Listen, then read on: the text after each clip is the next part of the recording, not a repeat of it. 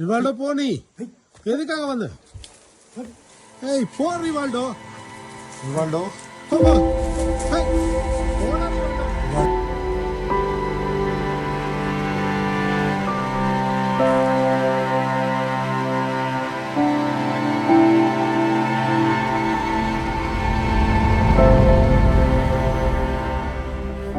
മനുഷ്യനും വന്യജീവികളും തമ്മിലുള്ള സംഘർഷങ്ങളുടെ കാലത്ത് ഒരു കാട്ടുകൊമ്പനുമായി സൗഹൃദത്തിലായ കോഴിക്കോട്ടുകാരൻ്റെ കാഴ്ചയാണ് നമ്മൾ കണ്ടത്. മസനഗുഡിയിലെ മാവൻഹള്ളയിൽ അഡ്വക്കേറ്റ് ശ്രീജിത്ത് കുമാറിൻ്റെ വീട്ടിലെത്തിയിരുന്ന ആ കാട്ടുകൊമ്പൻ ഇന്നില്ല. മസനഗുഡിക്കാരുടെ പ്രിയപ്പെട്ട കാട്ടുകൊമ്പനായ റിവാൾഡോയുമായുള്ള അപൂർവ സൗഹൃദത്തിൻ്റെയും റിവാൾഡോയുടെ കാലശേഷമുള്ള ഒറ്റപ്പെടലിൻ്റെയും കഥ പറയുകയാണ് അഡ്വക്കേറ്റ് ശ്രീജിത്ത് കുമാർ.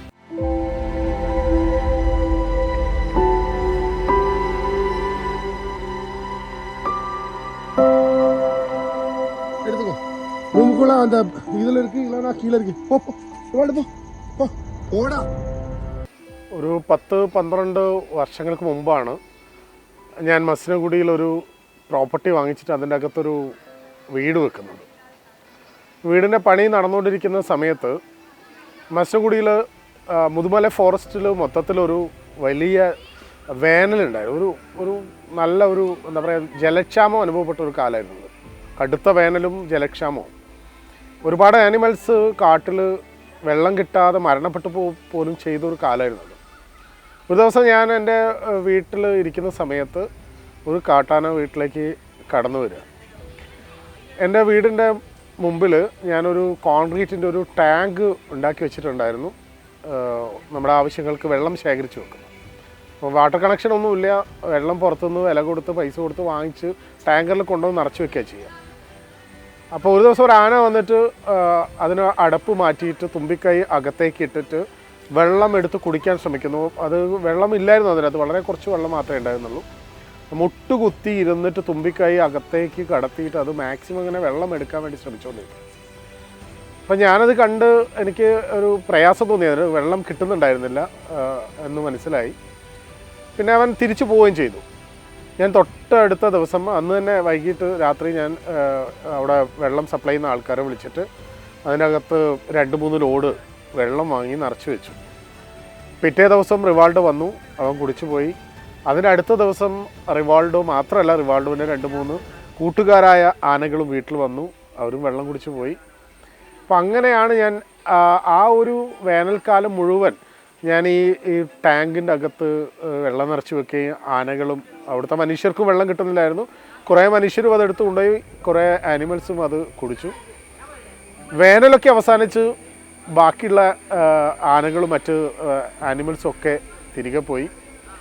പക്ഷേ റിവാൾഡോ മാത്രം വീണ്ടും വീണ്ടും വീണ്ടും എൻ്റെ വീട്ടിൽ തേടി വന്നു, വെള്ളം കുടിച്ചു.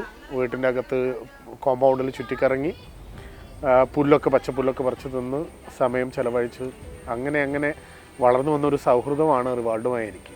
സത്യത്തിൽ റിവാൾഡോ ഒരു കാട്ടാന നമ്മളെ വീട്ടിലേക്ക് കടന്നു വരുമ്പം ഒരു കോഴിക്കോട്ടുകാരനായ നാട്ടിൽ നിന്ന് പോയ ഒരാളെ സംബന്ധിച്ചിടത്തോളം പെട്ടെന്ന് നമുക്ക് ഉണ്ടാകുന്നൊരു ഭയമൊക്കെ ഉണ്ടാവുമല്ലോ. അപ്പം ഞാനത് പിന്നെ എനിക്ക് മനസ്സിലായി, ഇവന് വളരെ സൗഹാർദ്ദപരമായിട്ടാണ് ഇടപെടുന്നത്. മിക്കവാറും കയറി വരും, വെള്ളം കുടിക്കും. വീട്ടിൽ ഒരുപാട് ചെടികൾ ഞാൻ നട്ടു വളർത്തിയിട്ടുണ്ട്, ഒരുപാട് പൂക്കളുള്ള ചെടികൾ, വള്ളികളൊക്കെ. പക്ഷേ ഒന്നും തന്നെ അവൻ പറിക്കുകയോ നാശനഷ്ടങ്ങൾ ഉണ്ടാക്കുകയോ ചെയ്യാറില്ല. പുല്ലുകളൊക്കെ മാത്രം പറിച്ച് തിന്ന് കുറേ നേരം അതിൻ്റെ കൂടെ ചുറ്റിക്കറങ്ങി അവൻ തിരികെ പോകും. കൂടുതൽ അടുത്ത് ഇടപഴകാൻ കഴിയുന്ന ഒരു ആനിമലാണ് റിവാൾഡോ, അല്ലെങ്കിൽ ഒരു ആനയാണ് റിവാൾഡോ എന്ന് എനിക്ക് തോന്നി. എപ്പോഴാണെന്നറിയില്ല, ഞാൻ അവനോട് വളരെ ഒരു അടുത്ത സുഹൃത്തിനെ പോലെ ഇടപഴകാൻ തുടങ്ങിയത് എപ്പോഴാണ് അങ്ങനെ കൃത്യമായൊന്നും പറയാൻ പറ്റില്ല. അതങ്ങനെ ഡെവലപ്പ് ചെയ്ത് വന്നൊരു ബന്ധമാണ് റിവാൾഡോയായി. റിവാൾഡോ ഒരു ഭയങ്കര ഇൻ്റലിജൻ്റ് ആയിട്ടുള്ളൊരു ആനയാണ്, ഒരു കാട്ടാനയാണ്. ഒരു 2 ആഴ്ച കൂടുമ്പോൾ ഞാൻ മസനഗുഡിക്ക് പോകാറുണ്ട്. അങ്ങനെ എൻ്റെ യാത്രകൾക്ക് പ്രചോദനം മസനഗുഡിയിൽ ചെന്ന് കഴിഞ്ഞാൽ റിവാൾഡോനെ കാണാൻ പറ്റുമല്ലോ എന്നുള്ളൊരു തോന്നൽ കൂടിയാണ് എന്നെ ഇടയ്ക്കിടയ്ക്ക് മസനഗുഡിയിൽ പോകാൻ പ്രേരിപ്പിച്ചുകൊണ്ടിരുന്നത്. ഞാൻ ചെല്ലുമ്പം ഞാൻ എൻ്റെ പണിക്കാരോട് എൻ്റെ വീട് നോക്കിക്കൊണ്ടിരുന്ന സിന്ധു മണി എന്നൊക്കെ പറഞ്ഞിട്ട് അവിടെയുള്ള ആൾക്കാർ, അവിടുത്തെ ട്രൈബൽ കോളനിയിലുള്ള ആൾക്കാരാണ് അവരാണ് എൻ്റെ വീടൊക്കെ നോക്കുക. അപ്പോൾ അവരുടെ അടുത്ത് ഞാൻ ചോദിക്കാറുണ്ട്, റിവാൾഡോ എവിടെയെന്നാണ് ഞാൻ ആദ്യം തന്നെ ചോദിക്കാറ്. അപ്പോൾ അവരെന്നോട് പറയും 1 മാസമൊക്കെ ആയി കണ്ടിട്ട്, കുറേ ദിവസമായി അവനെ കാണാത്തത്, അവൻ കാട്ടിൽ എവിടെയോ ദൂരത്തായിരിക്കും ഉണ്ടാവുക എന്നൊക്കെ എൻ്റെ അടുത്ത് പറയും. പക്ഷേ ഞാനെത്തി അന്ന് രാത്രി അല്ലെങ്കിൽ തൊട്ടടുത്ത ദിവസം എങ്കിലും ഉറപ്പായിട്ടും റിവാൾഡോ വീട്ടിലേക്ക് വന്നിരിക്കും. അതാണ് എൻ്റെ ഒരു അനുഭവം. അവൻ എങ്ങനെ അത് മനസ്സിലാക്കാൻ കഴിയുന്നത്, എങ്ങനെ തിരിച്ചറിയുന്നതെന്ന് പോലും അത്ഭുതപ്പെട്ടു പോവാറുണ്ട്.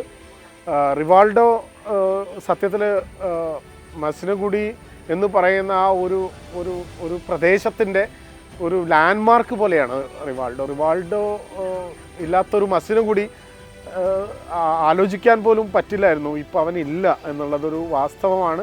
അതുകൊണ്ട് തന്നെ എൻ്റെ യാത്രകളും എനിക്ക് മസിനഗുഡിക്ക് പോകാൻ പോലും തോന്നാറില്ല റിവാൾഡോ ഇല്ലാത്തതുകൊണ്ട് തന്നെ.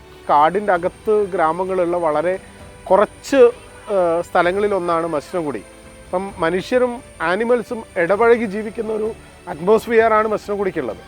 അപ്പം റിവാൾഡോ അവിടെ സുപരിചിതനാണ്. അത്രയ്ക്കും ആളുകൾക്ക് ഇഷ്ടമുള്ള ഒരു കാട്ടാനയാണ്. മദപ്പാട് വരുന്ന കാലത്ത് റിവാൾഡോ കാട് കയറിപ്പോവും. കാട്ടിൻ്റെ ഉള്ളിലേക്ക് റിവാൾഡോ കയറിപ്പോവും. ആ ഒരു മേറ്റിംഗ് ടൈമിലാണ്. സാധാരണ ഓരോ വർഷം 1-2 മാസം റിവാൾഡോ ഇങ്ങനെ കാട് കയറി പോകാറുണ്ട്. കഴിഞ്ഞ തവണ റിവാൾഡോ പോയിട്ട് പിന്നെ റിവാൾഡോ തിരികെ വന്നിട്ടില്ല.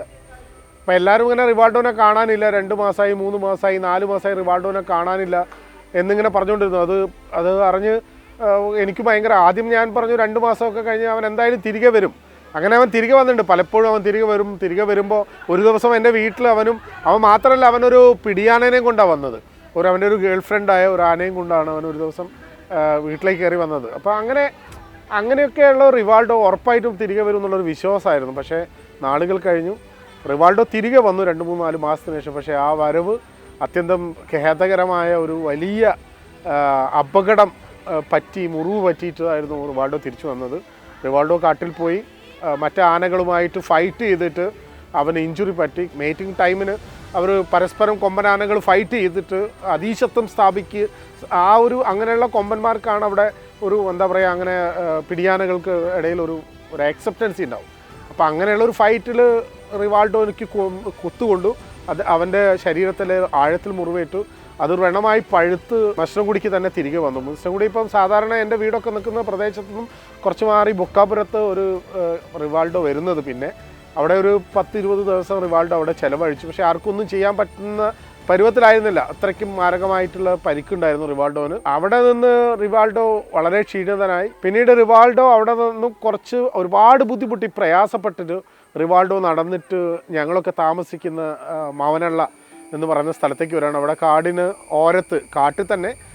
കാടിനോരത്ത് റിവാൾഡോ നിലയുറപ്പിക്കുകയും അവന് ഇഷ്ടപ്പെടുന്ന മനുഷ്യർക്കിടയിലേക്ക്, അവനെ ഇഷ്ടപ്പെടുന്ന ആളുകൾക്കിടയിലേക്ക് അവൻ നടന്നു വന്ന് അവിടെ വെച്ച് മരണം വരിക്കുകയാണ് ചെയ്തത് റിവാൾഡോ. അത്രയ്ക്കും റിവാൾഡോ അവസാന കാലം പോലും റിവാൾഡോ അവൻ്റെ ഒരു സ്ഥലത്ത്, അവൻ്റെ ഒരു മണ്ണിൽ, അല്ലെങ്കിൽ അവനെ ഇഷ്ടപ്പെടുന്ന മനുഷ്യർക്കിടയിൽ തന്നെ അവൻ്റെ അവസാന ദിനങ്ങൾ ഉണ്ടാവണമെന്ന് അവൻ ആഗ്രഹിച്ചിട്ടുണ്ടായിരുന്നു. അതൊക്കെ ആലോചിക്കുമ്പോൾ തന്നെ വലിയ സങ്കടമുള്ള കാര്യവും കൂടിയാണ്. റിവാൾഡോ ഇങ്ങനെ വലിയ പരിക്കുകളായിട്ട് വന്നിട്ടുണ്ട്. റിവാൾഡോൻ്റെ ദിവസങ്ങൾ ഇനി അധികം ഉണ്ടാവില്ല എന്ന് അവിടുത്തെ എൻ്റെ സുഹൃത്തുക്കളായിട്ടുള്ള ചില ഫോറസ്റ്റ് ഓഫീസേഴ്സ് എൻ്റെ അടുത്ത് വിളിച്ചു പറഞ്ഞു. ഞാൻ നാട്ടിലായിരുന്നു ഉണ്ടായിരുന്നത്. അപ്പം ഞാൻ ഇവിടുന്ന് അതറിഞ്ഞ് ഞാൻ ഇവിടുന്ന് പോയി. അപ്പോഴത്തേക്കും റിവാൾഡോ ഏകദേശം ചരിഞ്ഞിട്ടുണ്ടായിരുന്നു. ആൾക്കാർ കാണുന്ന ഒരു സ്ഥലത്ത് തന്നെയാണ്. ജനങ്ങളെല്ലാം, മസിനഗുഡിയിലെ മനുഷ്യരെ എല്ലാം മൊത്തത്തിൽ ദുഃഖത്തിലാഴ്ത്തിയ ഒരു മരണമായിരുന്നു റിവാൾഡോ മരണപ്പെട്ടപ്പോൾ ആളുകൾ റിവാൾഡോയ്ക്ക് ഒരു അന്ത്യോപചാരം അർപ്പിക്കാനെത്തിയ ആളുകൾ റീത്തും മാലകളും ഒക്കെ ആയിട്ടാണ് വന്നത്. കണ്ണ് നിറയാതെ റിവാൾഡോവിൻ്റെ അവസാന നിമിഷത്തെ കാണാൻ അവിടെയുള്ള മനുഷ്യർക്കും നമുക്ക് ആർക്കും കഴിയില്ല. അത്രയ്ക്ക് സ്നേഹനിധിയായ ഒരു കാട്ടാനയായിരുന്നു റിവാൾഡോയെ കുറിച്ചുള്ള ഓർമ്മകൾ പറഞ്ഞാലും തീരില്ല. അത്രയ്ക്ക് വിശേഷങ്ങളുണ്ട് റിവാൾഡോയെ കുറിച്ച് പറയാൻ. അടുത്ത മാസം സെപ്റ്റംബറിൽ ഇറങ്ങാൻ പോകുന്ന ആത്മാവിൽ അലിഞ്ഞു എന്ന എൻ്റെ പുസ്തകത്തിൽ ഞാൻ അതിനെക്കുറിച്ചൊക്കെ പ്രതിപാദിക്കുന്നുണ്ട്. സത്യത്തിൽ റിവാൾഡോയുടെ ആത്മസുഹൃത്തായിരുന്ന പ്രകൃതി സംരക്ഷകൻ മാർക്ക് ദാവീദാറുമായുള്ള സൗഹൃദത്തിൻ്റെ തുടർച്ചയായാണ് അഡ്വക്കേറ്റ് ശ്രീജിത്ത് കുമാറിൽ ഈ കാട്ടാന കണ്ടത്. അതുകൊണ്ട് തന്നെയാണ് ആ ബന്ധം വളരെ ഊഷ്മളമായി തുടർന്നത്.